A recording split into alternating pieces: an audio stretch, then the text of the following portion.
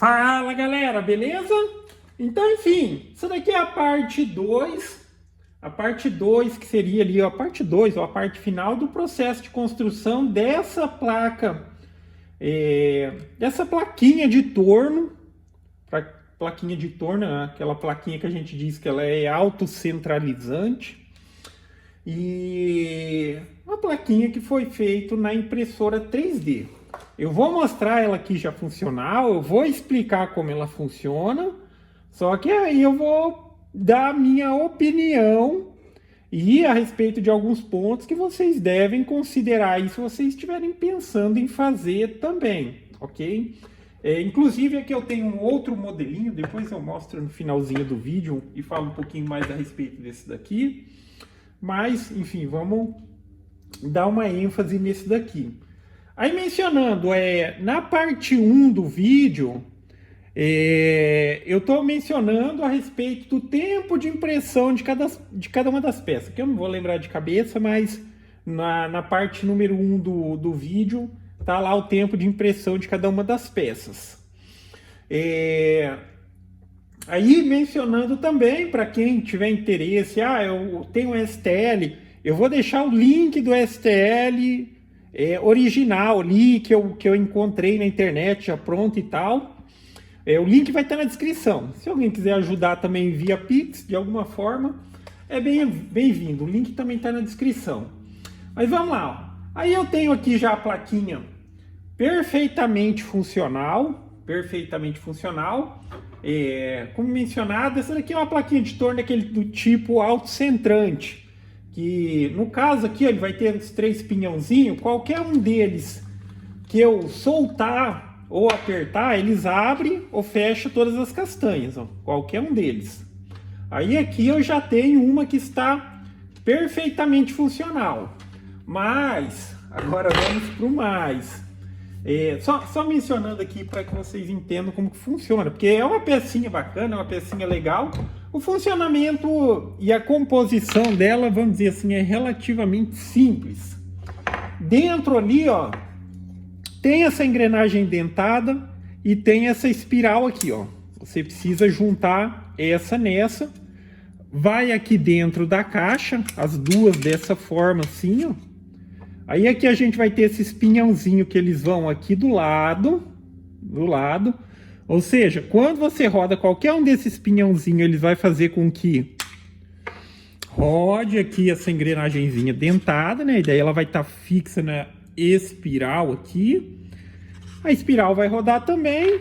E aqui a gente tem as castanhazinhas. Aí fica aqui uns dentinhos pegando na espiral e ele puxa ou empurra aqui para a castanha abrir. É relativamente simples. E aqui tem a parte de trás, que é o fechamento, tá? E aqui é onde você coloca a porca e tudo mais para fazer aqui um eixinho para ela, tá? Assim, nesse aspecto, acho que como funciona é fácil. Só que o que eu vou deixar aqui? Cara, aqui teve muito da questão da expectativa e realidade. Expectativa e realidade. Óbvio, mencionando também que a combinação de alguns fatores pode modificar o que eu vou dizer aqui. Só que essa peça aqui, o resultado final, cara, ela exigiu muito trabalho pós-impressão. Bem mais do que eu esperava. É aquela questão da expectativa e realidade. Qual a expectativa que a gente tem? Beleza, eu tenho os arquivos aqui, eu vou imprimir as peças, vou fazer o acabamento básico, que é a remoção de suporte, essas coisas, dar uma lixadinha aqui e ali e vai dar certo. Só que o que eu vou dizer aqui, eu tive tantos problemas pelo fato de ter imprimido a peça exatamente como ela era no arquivo original, já vou mencionar aqui que eu modifiquei. E também, cara, essa questão aí dos acabamentos nas peças para que elas trabalhassem entre si de maneira eficiente, cara, foi muito trabalhoso. E eu tô dizendo muito trabalhoso, e isso considerando que eu tenho bastante ferramenta e bastante equipamento que me auxiliam no processo de fazer o acabamento de uma peça. tá? Por exemplo, e eu recomendo que se tenha muito micro-retífica para lixar de maneira eficiente alguns pontos, colocar frezinha, formão, estilete, em algumas situações até a gente tem que recorrer a um soldador para esquentar, para derreter, para modificar algumas pecinhas. Mas o pós-trabalho ali, o trabalho pós-impressão, cara, foi muito grande mesmo. Aí o que eu estou dizendo? Que algumas coisas podem modificar. Primeiro, a sua impressora, e mesmo que esteja, tá? A sua impressora ela tem que estar imprimindo as peças lisinhas, por assim dizer, tá? Para não fugir das medidas. Mas ainda assim existe toda aquela questão de retração das peças pós-impressão, peça está quente, peça está fria.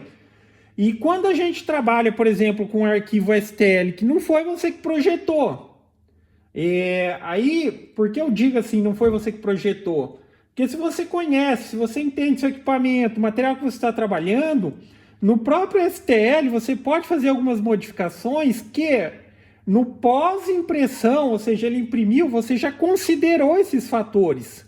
Então você teria pouco trabalho para colocar as peças em funcionamento ali entre si, para que elas tenham uma boa concordância, porque aqui a gente tem peças em atrito uma com a outra, peça deslizando uma na outra, e considerar isso no arquivo, quando você desenvolve, faz com que depois que imprimiu, aí sim, você vai conseguir montar e chegar no resultado.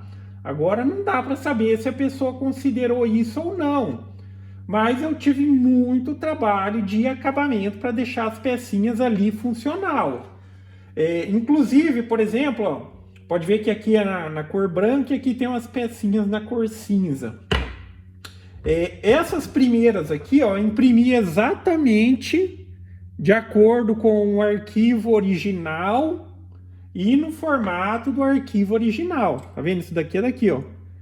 Cara, isso daqui ficou extremamente frágil. O quão frágil? Se eu pegasse com o dedinho aqui, ó, e fizesse força, eu conseguiria quebrar esse pininho aqui. Tanto é que só de encaixar ele no lugar, colocar a chave e dar uma forçadinha para rodar, já quebrou eles. Aí o que eu fiz de intervenção? No arquivo original, aí eu utilizei o próprio Tinkercad mesmo, abri lá no Tinkercad e eu fiz dessa maneira, ó.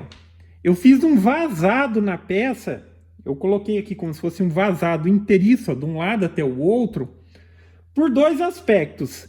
Dessa maneira, na hora de imprimir, facilmente, sem necessidade de colocar preenchimento 100%, a impressora ela já imprimiria esse centro como se fosse uma coisa inteiriça, então parede totalmente fechada. Porque aqui eu acho que o problema é que, como o arquivo original, considerando que é uma peça sólida e tudo mais, e tem a questão do preenchimento, ele usou preenchimento aqui dentro. E isso aqui ficou extremamente frágil. Aí a outra consideração dessa questão do vazado aqui é que se eu quiser, eu não fiz isso, tá? Porque a resistência que ela ficou aqui eu considerei que é suficiente, mas eu posso melhorar muito mais isso ainda, porque aqui eu consigo pegar, por exemplo, um prego ou um ferrinho e colocar ele atravessado e colar ele aqui. Porque aí sim eu terei uma resistência muito grande aqui nessa peça. Essa foi uma intervenção que eu precisei fazer no STL. Aí outra coisa que também aqui eu fiz para melhorar a funcionalidade, principalmente porque assim, ó, esses pinhãozinhos aqui, eles foram projetados para pegar aqui eles com uma chave ALI 8, tá? ALI 8. Eu não modifiquei, digamos ali, o arquivo lá e tal. Depois que eu imprimi, o que eu fiz? Como encaixava muito forçado aqui e estava ruim, eu aqueci a chave, obviamente, como é uma chave grande, ó, pode ver que está até aqui com sinal ainda de um pouquinho de plástico derretido aqui, mas eu aqueci ela, eu aqueci com o soprador térmico e encaixei bem centralizado aqui no furo para para, digamos ali, dar uma derretida, dar uma ajustada, tirei ele bem retinho e esperei esfriar. Agora a chave encaixa facinho. Nas que não foram feitas esse procedimento, ó, você precisa forçar muito aqui para a chave encaixar. É aquela questão, né? Como ela foi projetada, se ela foi projetada aqui exatamente para a chave 8, daí tem a questão da retração e tudo mais, vai acontecer isso. Então, mesma coisa, se eu for utilizar isso aqui, daí eu aqueço a chave aqui, coloco ela bem centralizada aqui, ela vai dar uma dilatada, vai derreter um pouquinho de material e vai ficar numa posição que, posteriormente, eu venho com a chave aqui, ó, e ela encaixa facinho, tá? Aí, por fim, falando da plaquinha, é uma plaquinha que sim, ela é funcional, mas só que a gente tem que ter consciência das limitações, tá? Das limitações, porque para algumas aplicações eu sei que isso daqui vai ser muito útil para mim, muito útil mesmo. Às vezes prender uma pecinha maior, vamos supor, como aquela ali para dar um acabamento, para lixar, para fazer um torninho ali para algumas situações. Não tem como, eu já vi mais gente falando assim, não, isso daí não presta porque não dá para lixar a peça metálica. Não é essa a finalidade, cara, não é essa a finalidade. Eu acho que a gente falando de uma peça impressa e tudo mais, tem que ajustar as finalidades. É uma peça plástica e tudo mais, mas eu sei que isso daqui para mim é perfeitamente funcional, tá? Ainda falando da questão dos aspectos de pós-impressão aí, cara, mas o caminho que você tem que seguir é esse, tá? Aqui eu já tenho algumas peças trabalhando em perfeita concordância, por assim dizer, mas, por exemplo, depois que eu imprimi, isso daqui, ó, não entrava de jeito nenhum aqui, nem esse outro aqui. Pode ver que aqui dentro, ó, já tá com aspecto de lixado, porque sim, aí eu precisei intervir com a micro retífica, lixei aqui, ó, desgastando o suficiente para que ela fique aqui, ó, rodando livre, o mesmo feito nessa, ok? Essa plaquinha, vamos dizer assim, se fizer exatamente como ela deve ser feita, utilizando os parafusos e tudo mais, talvez também seja uma dificuldade bem grande, porque principalmente no aspecto de achar essas coisinhas pequenininhas e tal, nem toda cidade vai ter uma loja de ferramenta ali que vai ter uma opção do que você precisa, mas aqui para um aspecto de montagem mais básica, o que eu acabei fazendo? Aqui, ó, que vamos dizer assim, seria o indicado colocar vários parafusinhos prendendo essa nessa, aqui eu optei por colar, tá? Isso daqui eu colei uma na outra, aqui dentro, né? Colei uma na outra, para essa peça aqui ficar funcional. Aqui também, depois precisa fazer um detalhezinho, eu já vou mencionar aqui o que é. Mas tá vendo que aqui tem essa ranhurinha aqui nesse pinhãozinho? E aqui, ó, depois você precisa colocar um pininho aqui, ó. Porque é justamente o que vai prender essa peça aqui, ó. Para na hora que você rodar ela, aí vai ter um pininho segurando no meio dessa canaletinha que ela tem aqui, ó. Para que ela rode e fique ali no lugar, tá? Aí vai aqui. Aqui, ó, eu prendi com parafuso simples mesmo. Tá vendo? A carcaça da parte de trás eu prendi com parafuso simples mesmo. Aqui, opcionalmente, ó, esse centro aqui, ó, aqui também daria para colocar parafuso, mas eu acho desnecessário. Eu acho que só aqui já segurou bem. Mas eu coloquei parafuso normal. Parafuso normal. Por parafuso normal, eu digo esses parafusos de Phillips mesmo. Desses daqui, ó. Tá? Para simplificar o processo. Porque se você quiser e tudo mais, aqui é recomendado parafuso com rosca em milímetro, acho que é o 4 milímetros, 3 milímetros, alguma coisa assim. Aí é isso, tá? Você imprimiu, e eu acredito que muito provavelmente você tenha bastante trabalho, aí é você pegar pecinha por pecinha e fazer cada uma trabalhar com cada uma. Por exemplo, aqui a gente vai ter as castanhas. Olha, eu tenho essa peça, essa eu preciso deslizar na castanha. Eu vou pegar essa castanha e vou ver aqui o que é mais fácil. Se eu vou desgastar aqui ou se eu vou desgastar aqui. Geralmente, quando o local que tem mais material, é melhor você desgastar para não fragilizar outra peça. Aí, ou você chega no meio termo. Aí, muitas vezes, você vai recorrer a lixa, lixadeira, às vezes um soldador, mas o soldador é com o intuito ali, um ferro de solda, com o intuito de utilizar uma superfície aquecida para, digamos ali, como é plástico, a gente derrete, remove material utilizando também. Aí, uma por uma, eu tenho que pegar essa castanha e fazer ela correr livre aqui. Aí eu pego outra castanha e tenho que fazer livre aqui, outra aqui. E mencionando, para quem pensar em fazer aí, são 3 castanhazinhas diferentes, tá? Na hora de fazer o download lá, faça. Pode ver que aqui cada uma delas, ela já tem até um número. Essa é a 2, essa é a 3 e essa é a 1.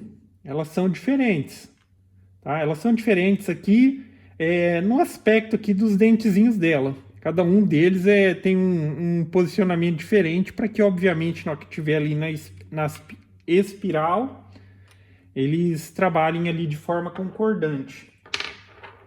Aí é fazer uma por uma, fazer trabalhar aqui. Depois também você precisa fazer aqui, ó, o acabamento nessa espiral. Muitas vezes você vai ter que intervir aqui também para elas trabalharem aqui, ó. E também fica uma outra referência. Nesse processo que você, mesmo que você faça o acabamento ajustando, por mais que em um determinado ponto você vai falar, nossa, parece que está com um atrito muito grande, só que essas peças de contato, elas vão precisar de algum tipo de lubrificante. Lubrificante para que elas deslizem, tá? Se você tentar dar o funcionamento delas a seco, elas não vão funcionar mesmo.